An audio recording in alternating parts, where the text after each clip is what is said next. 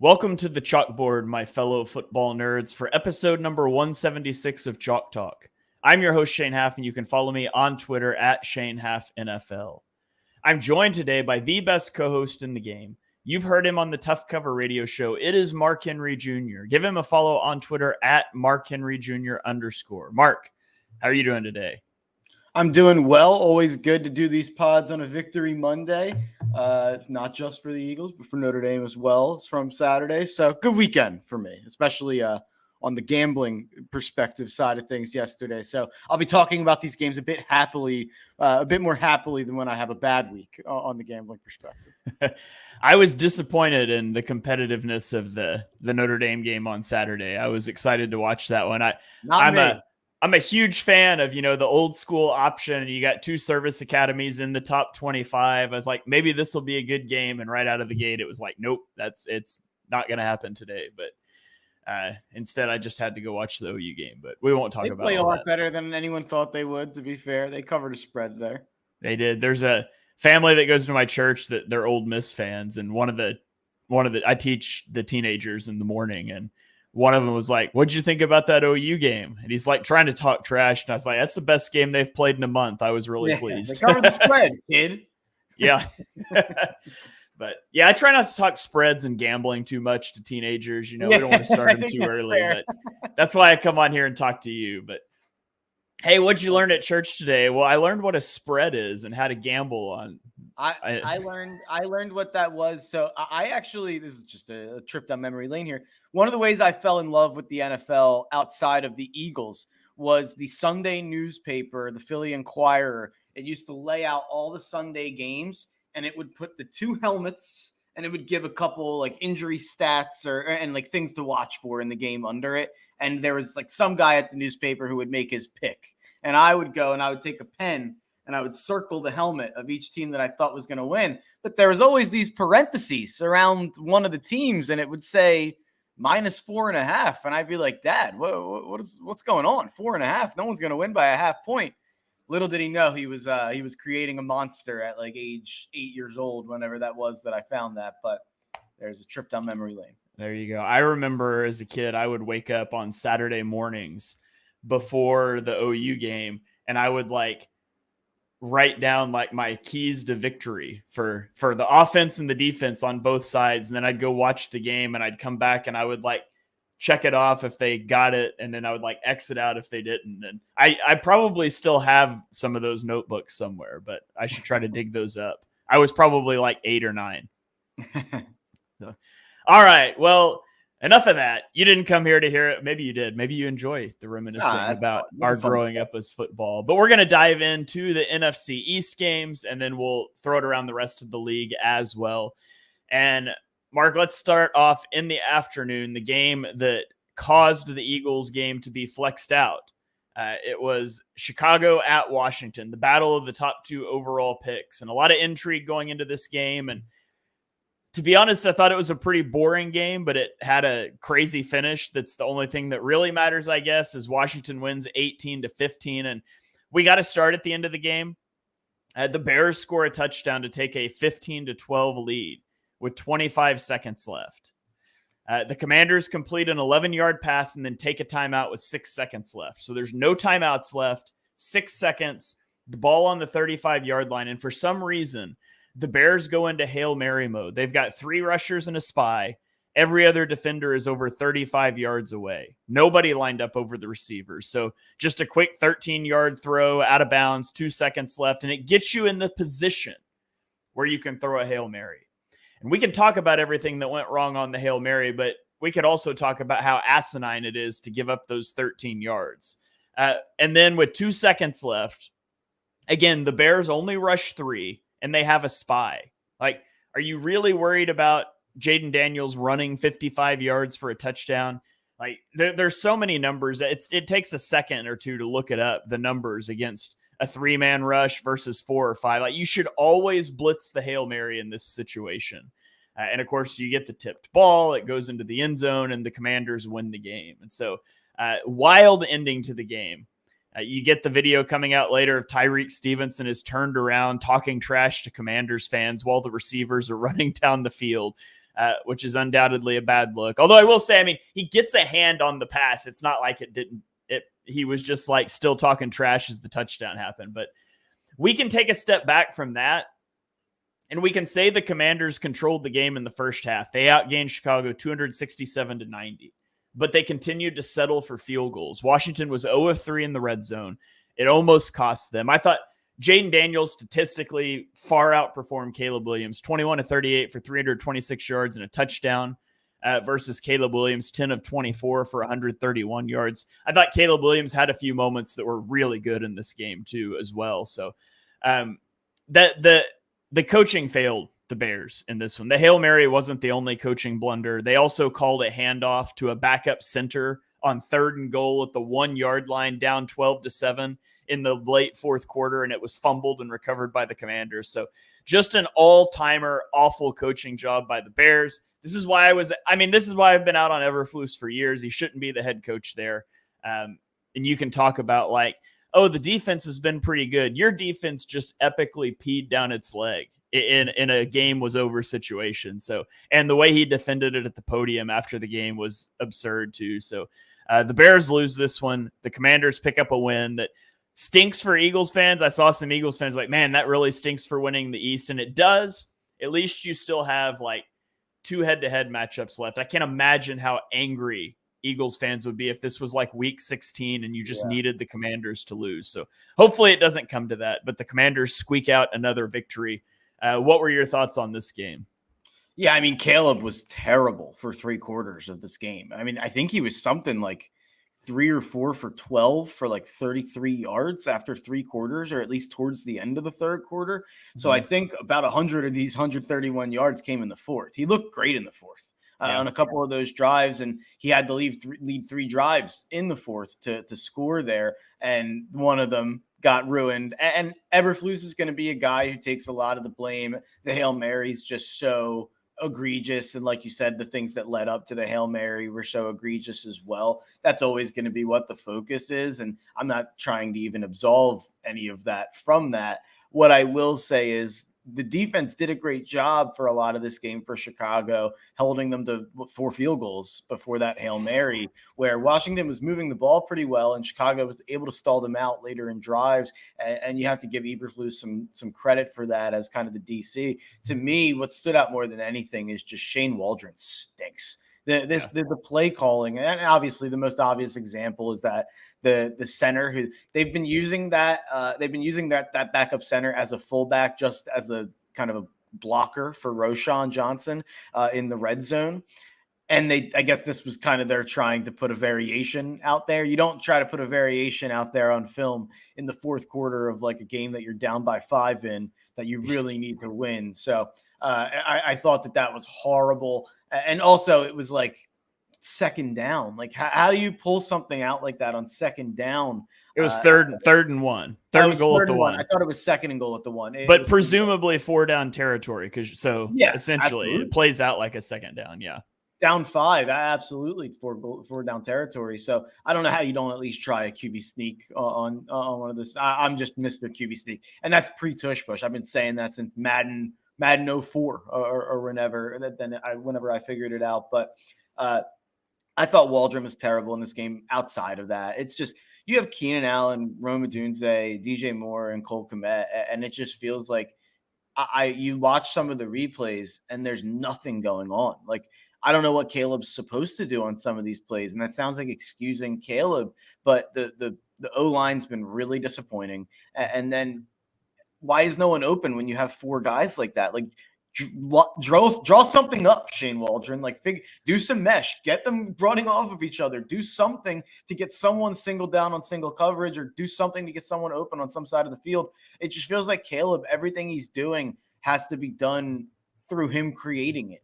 And there was obviously like one throw going around from the 4th quarter that was unbelievable, that he stood in there and took the hit and made the big throw anyway. But it just feels like that's everything he has to do is always so hard. Yeah. And he's the guy that's supposed to be in like a great position this year. Unlike some of the other quarterbacks like Jayden Daniels, who was supposed to be in a pretty bad position. And, Cliff Kingsbury's done a great job there. Jayden Daniels looks incredible. we have to give Cliff credit. Oh yeah, for sure. And I absolutely would. I wouldn't touch Cliff Kingsbury as a head coach. You know, someone will. Someone will. I would not, because we've seen it at Texas Tech. We've seen it in Arizona. But maybe he's going to end up being like a Steve Spagnuolo on the other side of the ball. It's like you can just be an offensive. He's not going to be, because he's an offensive coordinator. He will be a head coach in the next 2 to 3 years if they continue to do this. But I was critical of that hire, and it turns out he was probably the perfect hire to be the OC to come in and work with Jayden Daniels. If I was a college team who struck out, and I know how bad he was at Texas Tech with Patrick Mahomes, no one has to tell me. I watched more Patrick Mahomes in college than anybody back in the day, but I would be interested if I was a college team that kind of struck out on the big kind of college hires and you dip into the pool. He clearly has found something, and I think what Jayden Daniels is doing and kind of his style of offense is a lot of what we see at the college level. So I think it would be interesting. Yeah, we have a comment there from Brett Eclipse. I'm hoping we see the Cliff late season drop off for Washington, and that is interesting. Well, if we see that as an OC, not just a head coach. Yeah, absolutely. So anything else you want to throw out on that game before we get into the Dallas game?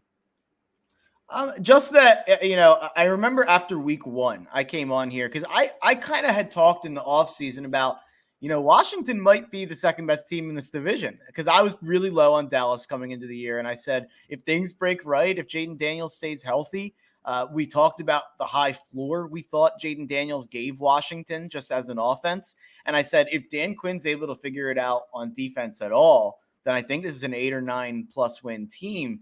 And then after week 1, they got shredded by Tampa. And I came on the show after, and I remember being like, you know what? I probably need to just stop saying when a defensive coach takes over as a head coach that even if they don't have the talent, they'll make the defense average, because Raheem Morris, the defense didn't look good in week 1 for Atlanta. And the same thing here with Washington. And you know what? Dan Quinn's kind of figured out how to make that defense look passable in a lot of these games, and especially, obviously, for the first 3 quarters against Chicago and Raheem Morris in the same, not necessarily this week, but Atlanta's defense has looked better in some of these games as well. So maybe I was right in the offseason, and my saying I was wrong in the offseason after week 1 was actually wrong. Yeah, I guess we'll see. We'll see how it continues to play out in Washington. Let's go to San Francisco, where the 49ers beat Dallas 30-24. And Mark, garbage time Dak is back. There might have never been a quarterback who thrives on garbage time the way Dak Prescott did. Here's some splits for you. Last night in the first 3 quarters, he goes 16-23 for 116 yards and 2 picks to help put the Cowboys down 17. Then when the game is basically out of reach, down 17 in the fourth quarter, he has a stretch where he goes 9 of 11 for 127 yards and 2 touchdowns. Then the defense accidentally gets a 3 and out, and suddenly the Cowboys have the ball, down 6 with 3 minutes left and a chance to go win the game. And somebody accidentally told Dak Prescott, hey, this could be a game-winning drive, and then he went 0 for 4 as the Cowboys go 4 and out and lose the game. It's just incredible, the garbage time stat padding that Dak Prescott continually puts up. And I defended Dak Prescott for a lot of years as how good of a quarterback he was. But man, this year has been a disaster for the Cowboys. And I saw RJ Ochoa, who is one of the guys that runs Blogging the Boys for the Cowboys. He tweeted out a stat that the NFL record for most games with less than 70 rushing yards and allowing more than 180 rushing yards is 6. The Cowboys have done it 4 times in 7 games this season. So the Cowboys are shooting for an NFL record there, although it's not one that you want to not one you want to make. Also saw the screenshot going around of Mazi Smith being ranked 119th out of 119 defensive tackles by PFF. If only there was a draft show that a couple folks do around here, that we told you how bad that pick was exactly when it happened.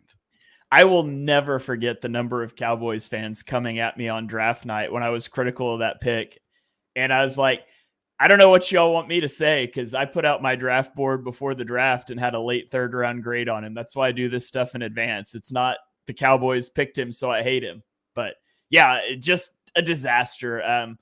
I guess the other notable thing, because honestly, I didn't think this game was very good. It wasn't very enjoyable to watch. Maybe that's because I hate both teams playing, but George Kittle had 6 catches for 128 yards and a touchdown. And I hate the National Tight End Day thing that they cram down your throat. I think it's the most annoying thing ever. And it annoyed me every time he caught a pass and we had to keep talking about it. But it was a good performance from Kittle to reassert himself there in the 49ers offense. So, and, honestly, as a 49ers fan, it's probably hard to feel great about this win because, again, you had a 17-point fourth quarter lead and you almost gave it away. And that's something they've struggled with too. So I think it's a game that Dallas comes out of and you feel really bad. And if you're a 49ers fan, you probably also don't feel great about this win. The one thing I'll say is Purdy was great. I mean, Purdy was so good in this game without Ayuk and obviously without McCaffrey, and Jordan Mason goes out and Garendo kind of steps in and is better than Mason. So, yeah, I mean, Purdy, 56 yards on the ground also and touchdown scoot. He's really making stuff happen. You mentioned not feeling great coming out of this game. I don't think that's about the offense if you're San Fran. I think it's about the defense. Like, how do you – if you see those CeeDee Lamb touchdowns late in the game, CeeDee Lamb is the only player on the field for the Dallas Cowboys who scares you in any capacity on any play. How is he ever that open? That can't happen. And I understand that they almost had the game wrapped up. And I mean, but when you give up a touchdown to go from 13 to a 6-point lead with 3 minutes and 45 seconds to go, Dallas got the ball back in like a minute. So that could have ended up kind of getting really hairy there. And obviously it didn't. But and then on the other side of the ball, I just want to say, hold on the CeeDee Lamb thing. Per Next Gen Stats, CeeDee Lamb had 16.3 yards of separation on that 7-yard. It's a 7-yard touchdown pass. It's the 4th most separation on a pass thrown into the end zone during the Next Gen Stats era, which dates back to 2016. It's insane. It was insane how open he was. And but kind of going back to that, I don't want to be the guy who sits up and defends Dak every week, but this is not about Dak. This is about the fact that they have absolutely no running game at all. 19 carries for 56 yards. You have a terrible run defense. You have one singular weapon on the offense at all, and it's CeeDee Lamb. And that's what you see in this game. 13 catches for CeeDee Lamb, 146 yards. They had 97 passing yards other than CeeDee Lamb. It's just there's not enough talent on this offense for Dak to look like the Dak we've seen in years past. And what we saw from him last year with that lack of talent, still, I think we should go back on it and kind of be like, wow, that was incredible. That maybe he should have won MVP, to be honest, last year. So I hate to be the Dak defender, but I also don't want to sit up here and crush Dak, even though he had 2 picks. This isn't his fault. Yeah. Let's go to a few comments here before we roll on. Phil on Twitter asked if we think Nick's involvement on the team is becoming less and less. We can answer that briefly, but this is more NFL. There'll be a lot of stuff on the feed Eagles-wise later in the week. We kind of try to focus on the other teams, but I mean, they're clearly under center more. They're fleshing out the Kellen Moore offense. I don't know if it was Nick's involvement as much as taking time to get comfortable in that and ramp up to it, but do you have any thoughts on that quickly that you want to throw out? Yeah. Did you see the Chris Long video about the first quarter starts for the Eagles? I did not. No. He put out an interesting video about the first drive, actually not first quarter, first drive stats for the Eagles this year. The run pass split is 33-67 towards the pass on the first drive. If you look at Nick Sirianni, the first 8 weeks, which is the only time that we've known for sure Nick Sirianni is the play caller, is the first 8 weeks of 2021. What do you think the run pass split was in 2021? Is it like the same or more pass heavy? It's exact. I think I froze there, but it's 33-67 towards the pass. Exactly. It's the exact same percentage to the decimal point as what it was the first 8 weeks of 2021. So what Chris Long was suggesting was that Nick is setting up the script maybe, or very involved at least in setting up the script that they go into the game with. And then Kellen Moore is kind of taking over for the rest of the game when the game gets fluid, and that when the rest of the game, it's 52-48 From a run, we're running about 52% of the time and passing it 48% of the time the rest of the game, which I guess is a little bit more in line with Kellen's kind of career. So interesting stats there. Yeah, sounds good. Yeah, go to a couple more comments here. Brett Eclipse on YouTube says it feels like the NFC power structure is about to switch to Eagles Commanders for the next few years instead of the classic Philly Dallas dominance. I will say that's going to be dependent on keeping Cliff Kingsbury, because when you hire the defensive head coach, if the offense succeeds with the rookie quarterback and the guy gets hired away, you've got to try to replace that. So that's something to monitor. Another comment that also says, reminds. Oh, go ahead. Real quick, that reminds me of everyone saying, the AFC South was the Jags division for a decade when they drafted Trevor, or after Trevor's second year when they went to the playoffs. It's not the NBA. It's not the MLB. Like, things change so fast in the NFL. Yeah, for sure. Got another comment on YouTube says that Dak Prescott's like the Bobby Abreu of the Cowboys. We've got remember when they told us Mozzie Smith would be the tush push stopper. Another, I'm a Michigan fan and I knew Mozzie Smith wasn't anywhere near a first round talent. So did literally everyone evaluating the draft that wasn't in the Cowboys war room. But I digress and we'll move on. We're not going to talk about the Giants and the Steelers because obviously that's the Monday Night Football game and we're recording this Monday afternoon. So hopefully you'll have already listened to this before that game. But let's get into the rest of the slate. We'll briefly touch on Thursday Night Football, but that's been so long ago. The Rams beat the Vikings 30-20.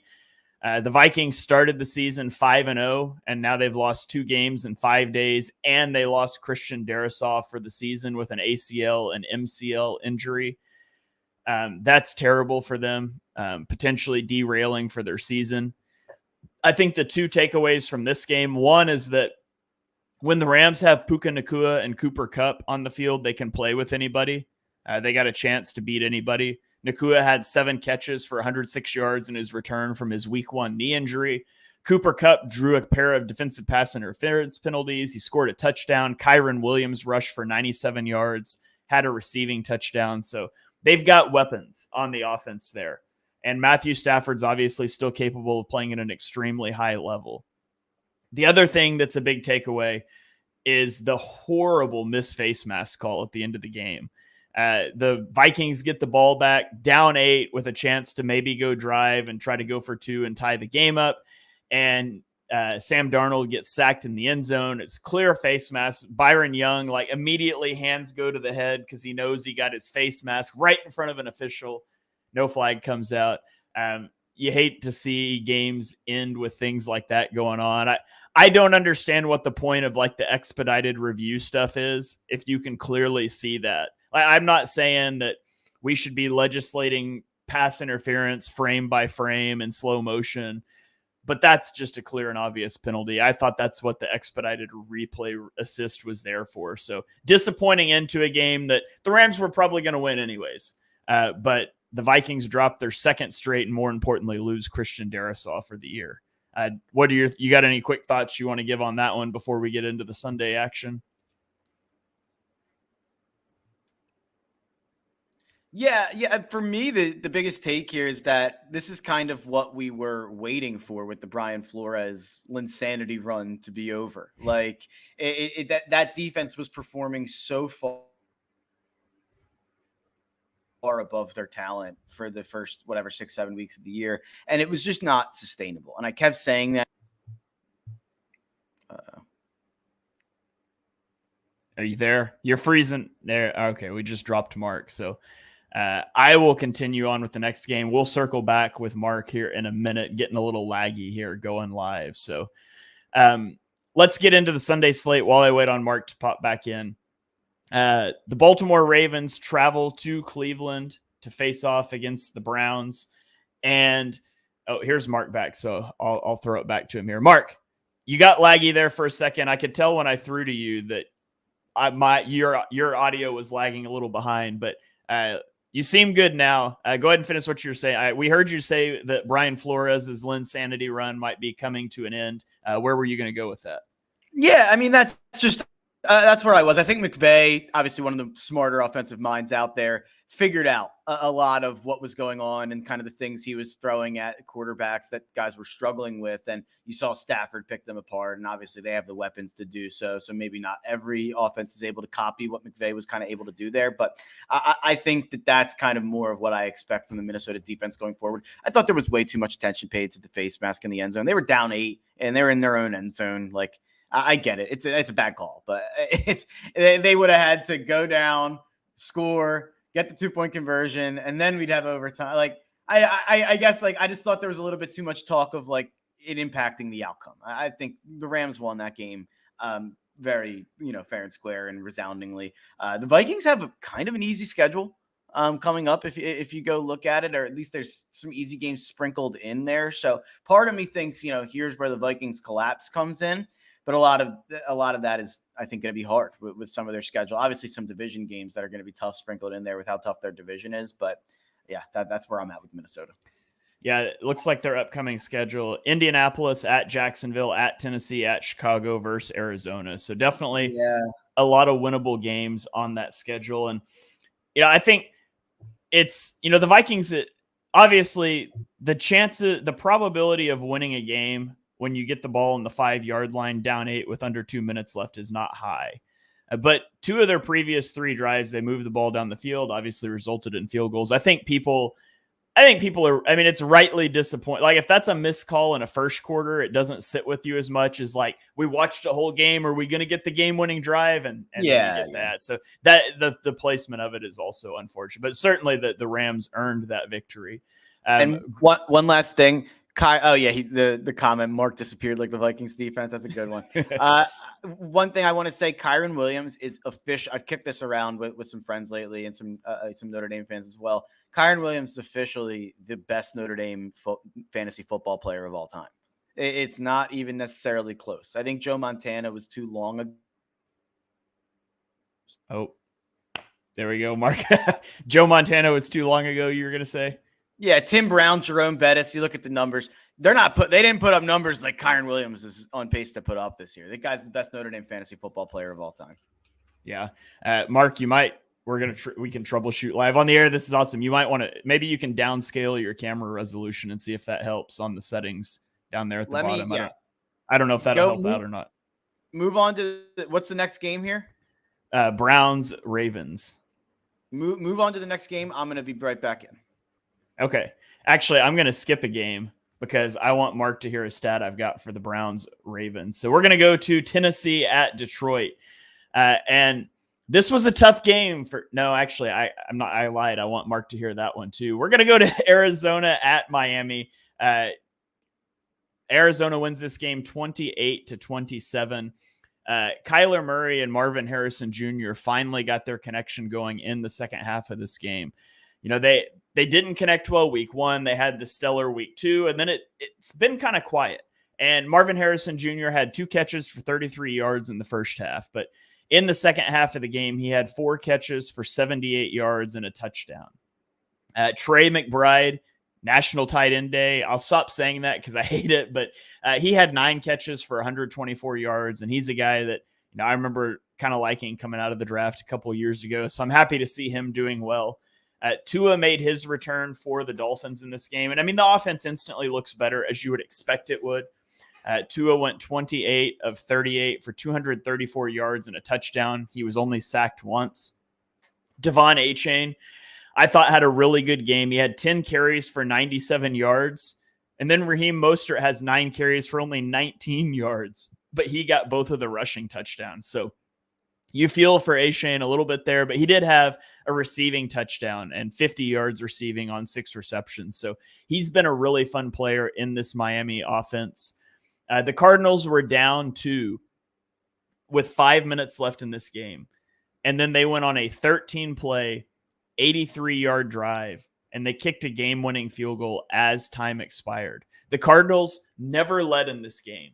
The field goal hits after time expired. So I guess technically you say they led for 1 second in this game, but the clock hit zeros with the Cardinals still behind, and yet they ended up winning this game. And Brett Eclipse chimes in here and says that Oh, I clicked the wrong comment. He said the Cardinals are the most bipolar team in the league this year. And yeah, that's absolutely right. The Cardinals, some games they look good, some games they just don't. And I don't think this is a team that you take seriously moving forward, but they are a team that can go beat people. So we've got Mark back in the studio here. Mark, can you hear me okay? Maybe not. Maybe. Okay. I'm just going to keep talking then. Okay. Mark, can you hear me now? Okay. He left again. So we'll keep rolling. And you love this. Let's go to Tampa Bay. Atlanta at Tampa Bay. Atlanta wins this game 31-26. And the Falcons had a 13-17 lead going into the fourth quarter. But they took a safety, and then they gave up a touchdown drive. And then they missed a 46-yard field goal that would have pushed it into a lead, an 8-point lead with a little over a minute left. But the defense did hang on and get a stop to win the game. And so the Falcons were in danger of giving this game away.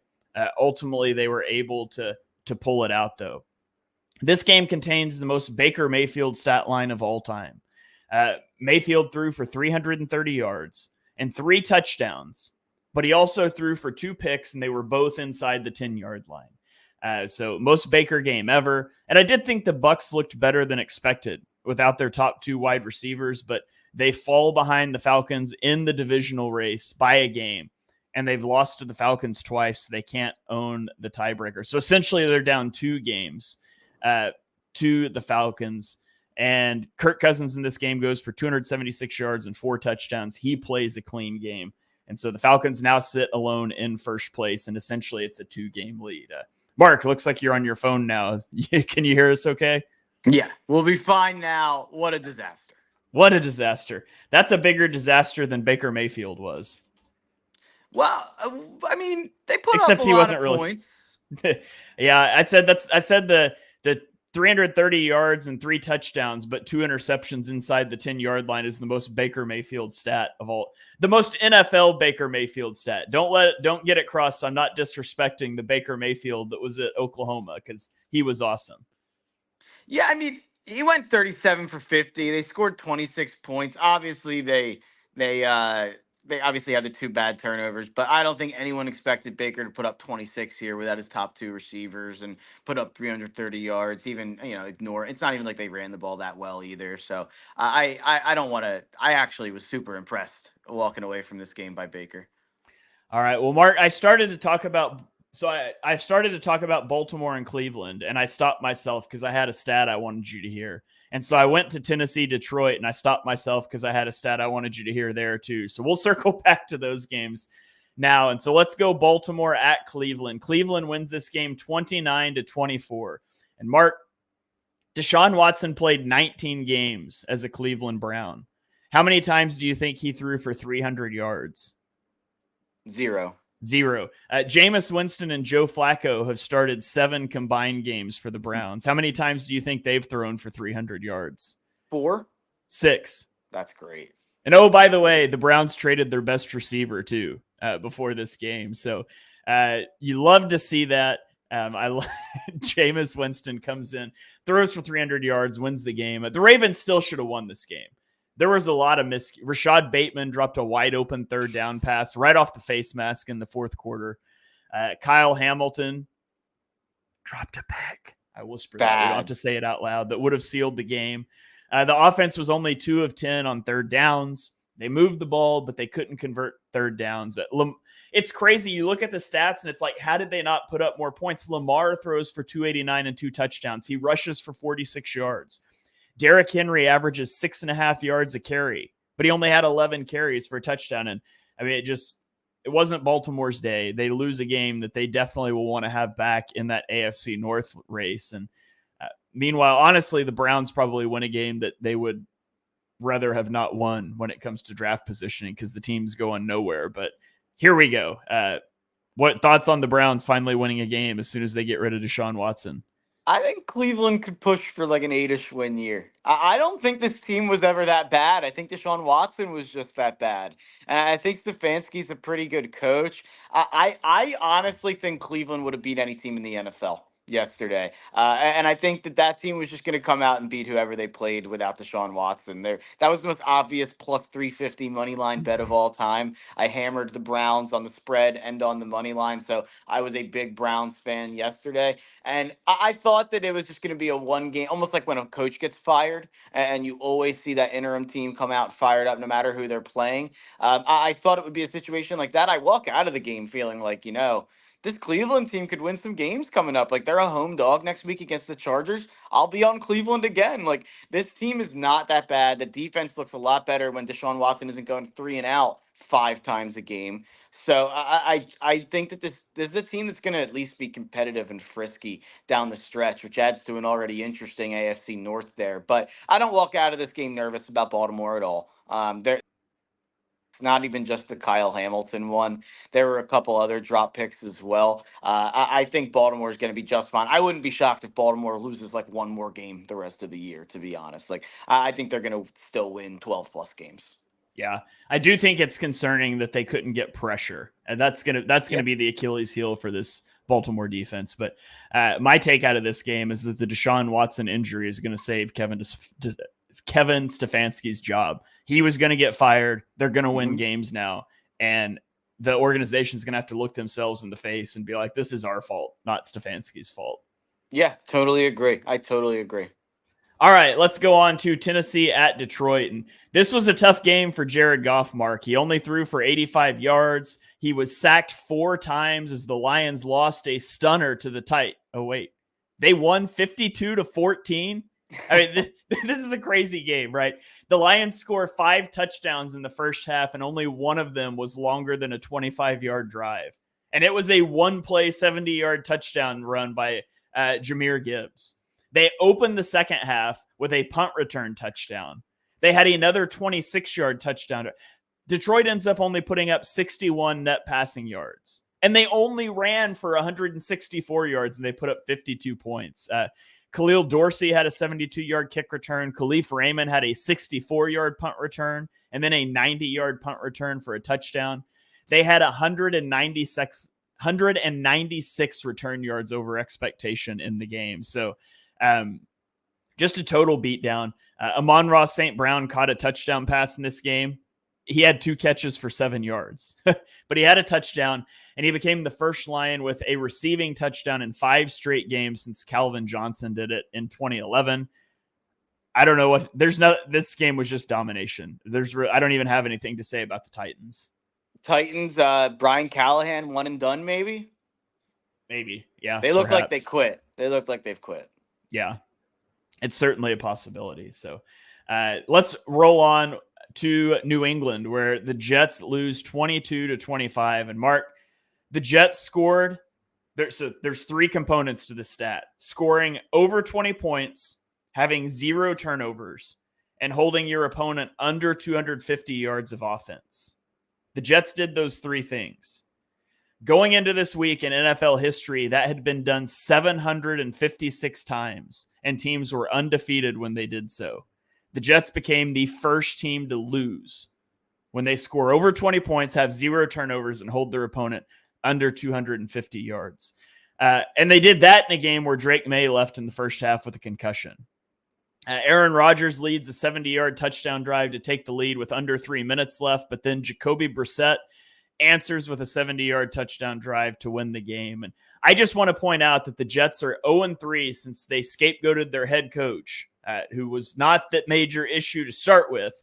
And the Jets should be sellers at the deadline. Like, you never should have traded for Devontae Adams. You probably shouldn't have signed Hassan Reddick at the point that you did if you weren't going to do it in training camp. Like, you need to flip Devontae Adams, trade Rodgers if anybody will take him, trade Reddick, trade Tyron Smith. It's over. Tear it down to the studs. You're starting over. Congratulations, you wasted this window. Dan Orlovsky put out a stat about the Jets. They scored 20-plus points. They didn't turn it over. They allowed fewer than 250 yards. In NFL history, teams are 750-1 including the playoffs, when generating those 3 points on a box score, the only loss is the Jets yesterday. That was my stat. It must have cut out again.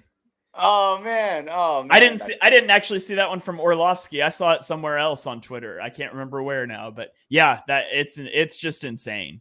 The Jets are a dumpster fire. It's so funny. They traded for Devontae. They should absolutely flip him, but yeah, they're not going to. Got a comment coming in from Joe Ciccoletti. Glad to see Mark Henry back this week. Man, I'm glad to see him back on this podcast. We've been real hit or miss so far, but hopefully he's here to stay. Another comment, I thought the Jets were overrated going into the season, but that bad? Wow. Yeah, it turns out when you let Aaron Rodgers run your offensive coaching staff and personnel, it just doesn't work out. But I think they should sell everybody. I don't know who's trading for Rodgers at this point, but I'd take anything I could get because you're done. It's over. Yeah, I mean, it's a joke. What an absolute joke. The Patriots just traded Josh Uche to the Chiefs, by the way. Oh, why? Stop trading good players to the Chiefs. Yeah, that's frustrating. Stop it. It's annoying. I heard after they traded for Hopkins that they didn't have any money left and they weren't going to be able to make any more trades. And then here we are. What did they get for Uche? Nothing yet. Doesn't say yet. No info yet. Yeah, this just happened a minute ago. It better have been at least like a 3rd round pick. Yeah, that's insane. They just gave up a 3rd, I think. Yeah. All right. Well, let's keep rolling. Let's go to Jacksonville, where the Packers win 30-27. And Josh Jacobs only had one 100-yard rushing game in the first 7 games of the year, but with Jordan Love exiting the game with the groin injury, which he was hobbled before he left, but he continued to play for a while. Josh Jacobs was leaned on heavily, and he had 127 rushing yards and 2 touchdowns. Trevor Lawrence turned the ball over twice in this game. He threw a pick. He lost a fumble, and the Jags were down 27-17 with under 10 minutes left to play. And they kick a field goal. They got a 3-and-out. They score a touchdown to tie it up. And then in typical Jags fashion, they promptly gave up a 51-yard pass to a backup quarterback to let the Packers get into game-winning field goal range. So Jags doing Jags things. Xavier McKinney doing Xavier McKinney things. He got another interception. It's his 6th pick of the year. Thoughts on this game? The Jaguars are, it's just Jag's going to jag. But the takeaway is on the other side of the ball with Jordan Love. I don't know what the update is on that injury and kind of like how long that's going to take. They have the Lions coming up at home. They opened as a 1-point favorite. Now the line's up to 4.5. So I guess he's probably missing that game. But I don't know what the injury looks like at this point. But it's crazy. Every time Jordan Love goes out, they find a way to win, whether it's with the running game, whether it's with Malik Willis stepping up in a couple, big plays, 4 for 5, 56 yards and a touchdown, or the defense stepping up, maybe not necessarily in this game, but in the other games that Malik Willis played in. I think the sign of a great team is finding ways to win. And I don't know if Green Bay will be able to do that against Detroit next week if Love doesn't play. But when Love is out there, it's weirdly the games without Love that are making me more confident in what this team will be when they have a fully healthy Jordan Love, in big games in the playoffs. Like, I truly think this team is the best team in the NFC if Love's fully healthy. Yeah, it said that he's going to have an MRI today, so I'm sure that has probably happened and results have not been leaked out to the public yet, but we'll definitely wait and see that. What was his injury earlier this year? It was the knee, right? Wasn't it? It was MCL sprain. Yeah. From week 1. From the turf. Yeah. Yeah. And then it's the groin. So at least it's not at least it's not a repeat groin injury, but we'll see. So let's keep going here. We'll go to Houston, where the Texans beat the Colts 23-10, and Houston was up 10 before they gave up an 11-play, 70-yard touchdown drive to the Colts. They got the ball back up 3 with 8 minutes left, and they went on a drive but fumbled in the red zone. But then the Colts went 3-and-out, and then the Texans went 3-and-out, but they burned up the Colts timeouts and pinned them inside the 10 with 1 minute, no timeouts, and they got the win. C.J. Stroud was pressured on 58% of his dropbacks, but he only took 2 sacks. Both Joe Mixon and Jonathan Taylor topped 100 yards in their respective running games. But the big takeaway from this game is that Anthony Richardson stinks. He's awful. 10 of 32 for 175 yards and a touchdown with an interception. He took 5 sacks. One of his completions was a 69-yard pass to Josh Downs with nobody else even on the screen. And so if you wipe that one out, which just an easy throw, 9 of 31 for 6 yards. He had a negative 16% completion percentage over expectation. Now, it is worth noting that the Texans also held Josh Allen to a 30% completion percentage early this year, so they can do that. But Anthony Richardson has a completion percentage of 44.4% this season, which is the lowest among qualifying quarterbacks in NFL history. Lower than Tim Tebow, than Jamarcus Russell. Insert disaster quarterback here. He's worse. He also took himself out of the game for a play in the third quarter, and he told reporters after the game it was because he was tired and needed a break. Like, if that's true, that cannot be your answer. You have to have it. You cannot say I was tired and needed a break as the quarterback of a football team. And that's why I took myself out of the game. So I am 1,000% out on Anthony Richardson. The Colts should be looking to draft a quarterback this year. By the way, Josh Uche was traded for a 2026 sixth round pick to Kansas City. That's a joke. Why do teams just keep giving? Why is nobody offering? And I don't understand that. Like, I get it with DeAndre Hopkins a little bit. I don't understand why nobody's offering more than that for Josh Uche. That seems insane.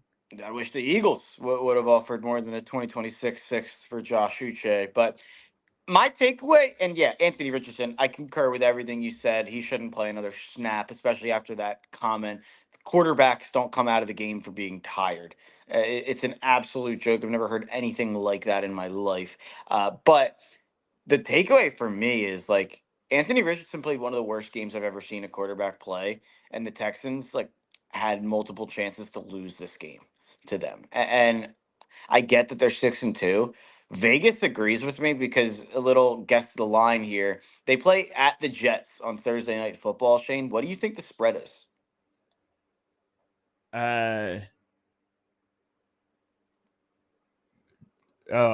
Jets plus 3.5. Jets -1. Wow. The Jets are favored. The 2-6 Jets are favored against 6-2 Texans. I think that tells you everything you need to know about what Vegas thinks of Houston and them escaping this game. I bet Houston stupidly in this game -4.5, and they don't win. They don't cover for me, obviously. But and now Stephon Diggs looks like he probably had a serious injury. I would say the Texans don't need to look for a wideout to replace him. I think once Nico's back, you have Nico and Tank Dell, which was perfectly fine last year. Even when they lost Dell, they were pretty good down the stretch. I thought when they traded for Diggs in the offseason that I would probably rather have them trade for another position, since I thought they were so strong at that position already. And you have Schultz and Mixon. I think that's still a pretty good group of weapons for Stroud there. So I wouldn't think so. But Houston, I'm shocked that they didn't take care of business here more. Richardson started this game 2 for 15, and they didn't pull away. So I have serious concerns about the Texans. Yeah, I agree with that. I don't think they're playing at the same level they were last year, but still plenty of time to get it together. They're going to cakewalk to that division, so they'll be there. It's kind of all about getting tuned up between now and then. So they get thrown into those Ravens Bills conversation as the contenders of the AFC. Yeah. I don't think so. No, I agree. I don't see them that way at all right now. Let's get into the Sunday afternoon slate. We've got 4 games left here to talk about. We'll start off with New Orleans at Los Angeles. The Chargers win 26-8. Justin Herbert goes 20 of 32 for 279 yards and 2 touchdowns. He also rushed for 49 yards. Spencer Rattler got benched for Jake Haener. The Saints were 2 of 16 on third downs. They punted 9 times. Mark, the Eagles only had 8 possessions in their game. So punting the ball, I think for the Chargers, Lad McConkey had a good game. First 100-yard game, first multi-touchdown game, 6 receptions for 111 yards and 2 touchdowns. Life comes at you fast for the Saints, who thought they were contenders yet again, started the year fine yet again, and the wheels have totally come off with the Derek Carr injury. They're done. They should also be settlers, but I don't even think there's anybody they can sell at the deadline. Because everyone's hurt. Their whole team got hurt. I feel bad for them, honestly. I think they would have probably been an average team, but you lose 3 linemen, Chris Olave, a bunch of defensive players, Derek Carr. what an insane injury report they've got there. But They are yeah, trying to level the playing field, though, trying to take off quarterbacks' legs and stuff like that. So. Yeah, I didn't see this, so I was not. I Oh was my super gosh. locked in on Bill Seahawks and Commanders Bears. I did not pay attention to a snap of Saints Chargers. What's this about? Oh my gosh. You talk about this game for a minute, and I'll find the clip. It's one of the worst. It's one of the most egregious ones I've seen in a long time. So give me just a minute, and I'll find it. I mean, yeah, the Saints, Dennis Allen, what a joke. How does he still have a job? I guess you don't want to fire him when he's been dealing with Spencer Rattler and Jake Hayner, but yeah, I mean, he's an absolute moron. He's got one of the worst head coach records of all time. They shouldn't have never let him come into the year. Yeah, that seems ridiculous. Yeah. Oh, good on the O lineman for doing that. Yeah, and then Justin Herbert's like pulling the offensive lineman away. I feel like he was like legitimately concerned about what that offensive lineman was about to do. That's just ridiculous. That guy should be suspended for multiple games. That shouldn't be a $20,000 fine. That should be a multi-game suspension. I'm trying to figure out who number 75 on the Chargers is. Bradley Bozeman. Bradley? Bozeman. Yeah. He's our teammate of the week, Bradley Bozeman. That was a good job by him. Yeah.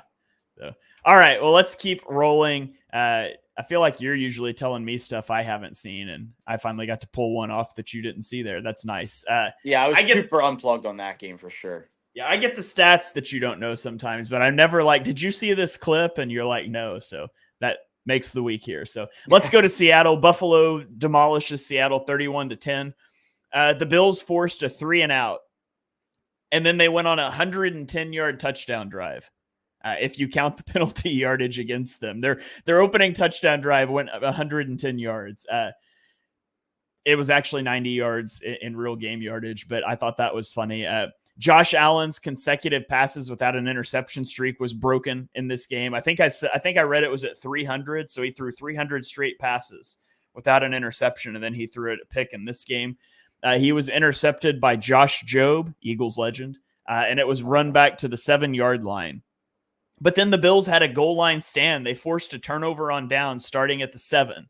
And then Josh Allen was strip sacked at the 12-yard line on 3rd down, but it was recovered by the Bills. And it wasn't just recovered, it was recovered for a first down. So that was a wild sequence. The Seahawks moved the ball in this game, but they were only 1 of 3 in the red zone. It wasn't a good performance for the Seahawks. It was a good performance for Keon Coleman and James Cook, though. Keon Coleman had 125 yards last week. This week, he has 5 receptions for 70 yards and a touchdown. James Cook rushed for 111 yards and 2 touchdowns. He also caught 3 passes for 22 yards. And the Bills have won 4 games this season now by 21 or more points. And they are plus 84 in point differential, trailing only the Lions at plus 100. If you look at Josh Allen's, I think it's a crazy stat. It's like 85% of his wins have been by 7+ in his career. When Buffalo wins, they usually put it on you. It's kind of just how they are. And it's what I expected in this game. I loved Buffalo coming in. And it's nice. Seattle's one of those teams. I thought I had Seattle perfectly figured out at 3-3. And even at 3-0, I came on here and I'm like, they beat the Patriots. They beat Tim Boyle Dolphins. They beat the Broncos, who we thought stunk at the time. And then they lose 3 straight, and they lose at home to the Giants. Like I thought Seattle was very rightfully a fraud and a 7-8 win team. And then they go out and they smack Atlanta last week. And I had to I was like, am I just totally underrating Seattle? And I'm happy to say that I was not. Like, I think this was more of who Seattle is than that game against Atlanta. And I think Buffalo, if I'm doing NFL power rankings, which I actually toying around with the idea of maybe putting some out. I'm off this week, so I got some time. I think I'm going to put out some NFL power rankings this week. Right now, I think I have Buffalo 3rd. And the funny thing about that is the other 2 teams ahead of them are in the AFC. So I have them 3rd in the AFC, but I have them 3rd overall. I think they're right there among the absolute, tippy top Super Bowl contenders. Yeah. Yeah. The AFC, I mean, we thought the AFC was going to be really good, and some of the teams might not have been as good as we thought they were going to be, but the AFC is still loaded, and I think it's the top end talent in the league. Although Detroit is playing really well. The Eagles appear to be turning a corner. We'll see if they can keep it up over the next several weeks, but we'll see as we go. And I came into the year pretty low on both Buffalo and Cincy, who I think were both earmarked as everyone was kind of selling this year as, Mahomes, Lamar, Allen, Burrow, all those guys in the AFC. Let's see what happens. And I think I was right on Cincy, and Buffalo, I was wrong. I mean, this team, you can't fade Josh Allen. The QB out of those 4 teams that's playing the worst is the one that's undefeated. You're right. But I'm not saying Mahomes is bad. Yeah, I'm just saying. I do think the Mahomes stuff is overstated. But yeah, I do think you're right. Obviously. Yeah, I just think it's funny that like Mahomes isn't playing that well right now, and they're undefeated. And Joe Burrow is playing incredible, and they're 3-5 now. 3-5. Yeah. Well, and by the way, go look around the AFC. Tell me who's knocking them out of that wild card. I still think Burrow said we're gonna have to win 7 of 9 to get to 10-7.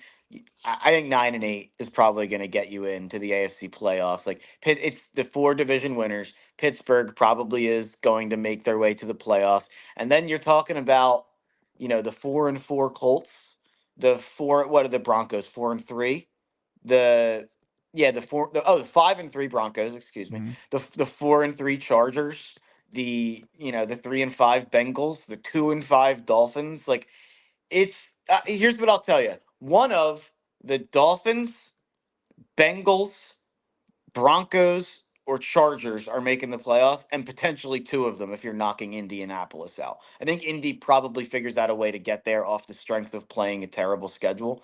But I'll tell you how Indy gets there. You send Trent Richardson to NFL Europe, or Anthony Richardson to NFL Europe.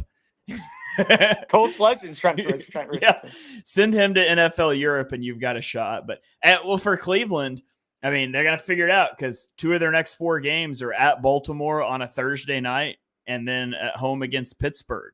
So, and they've got another game against Pittsburgh, and they've got another game against Denver and Cleveland, who going to win some games now that they got rid of Deshaun Watson. So, I'm going to do the stupidest segment of all time here. Just Bengals win-loss here. I'll give it to you right now because I was doing it earlier today. They're going to beat the Raiders 4-5. They'll lose at Baltimore 4-6.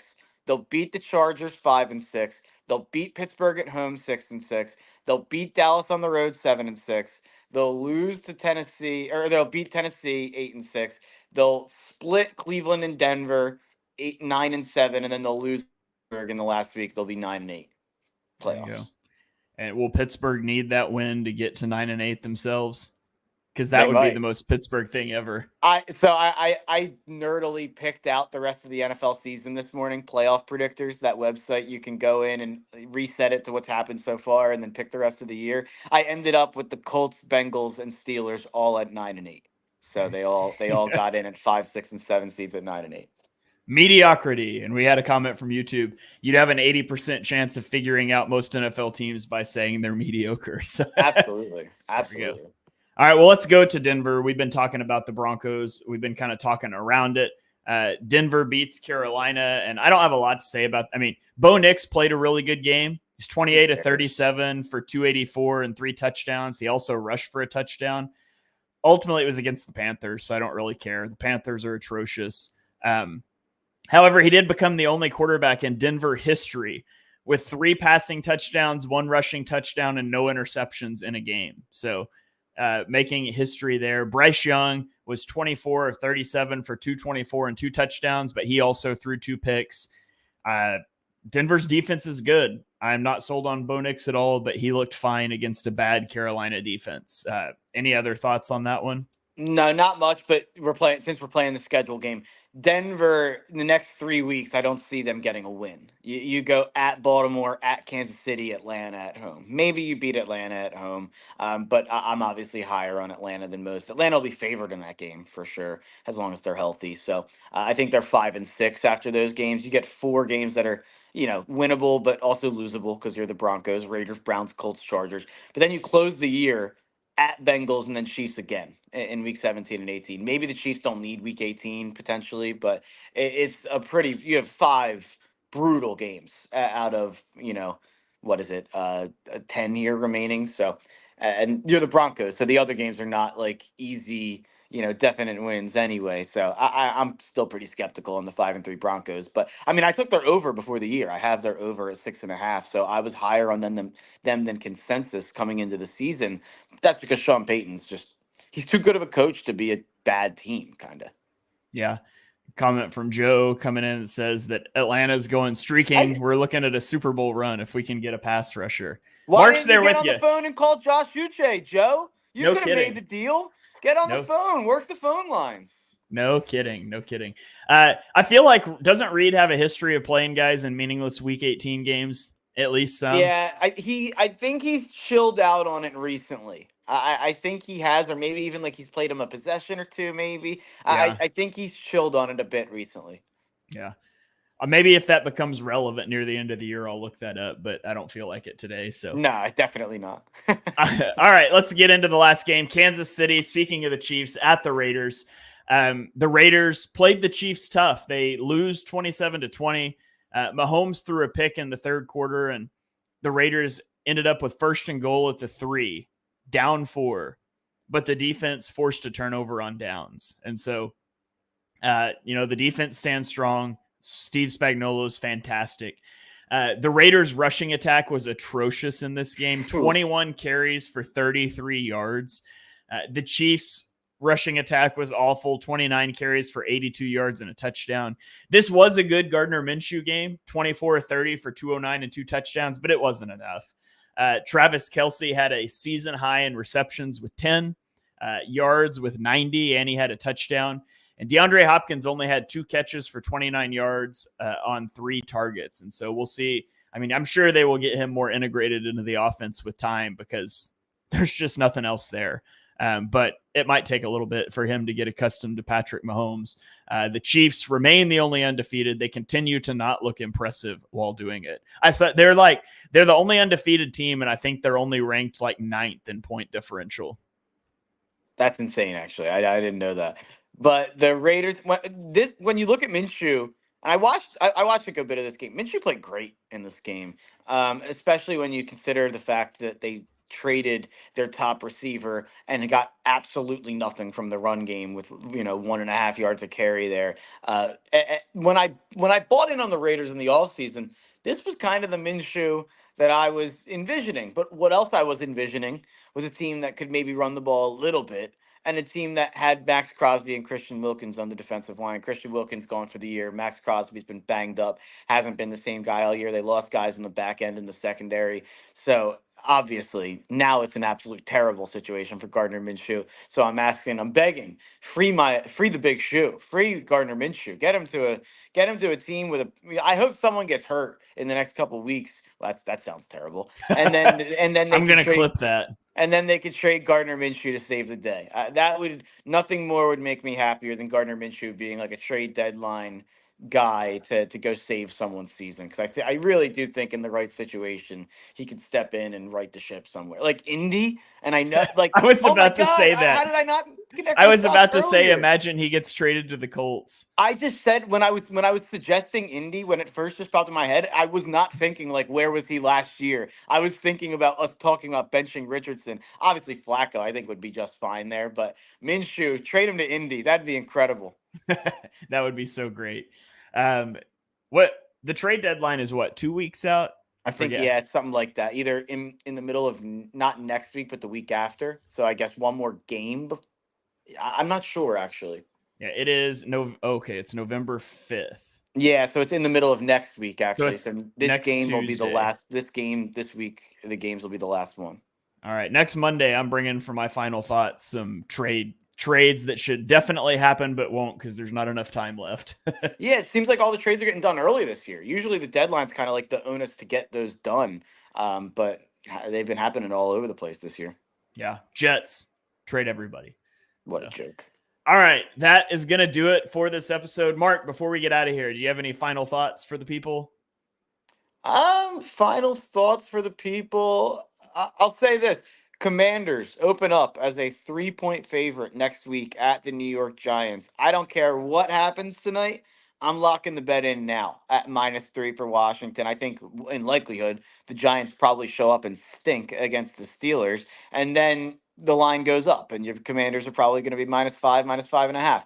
I think there's no scenario where I'm not betting the Commanders in this game. I love betting teams off a short week. Giants playing on Monday Night Football here, coming back to play Washington. I know they played Washington tough earlier in the year. I think this is a different Jayden Daniels than you saw in around like week 1 and 2. So, not great as an Eagles fan here to be suggesting betting on Washington, but I think Washington keeps it rolling at least till next week. All right. With a big matchup with the Eagles looming in the near future. So, which I'll be on a plane for, by the way. I will. Terrible. I land at 9:00 on that Thursday. The airlines have been they kind of lie to you about when you're going to land. You land about a half hour earlier, usually, as long as your plane takes off, and then you're like, "Oh, they got me there earlier." I think it's a mental thing that airlines try to do to you for sure.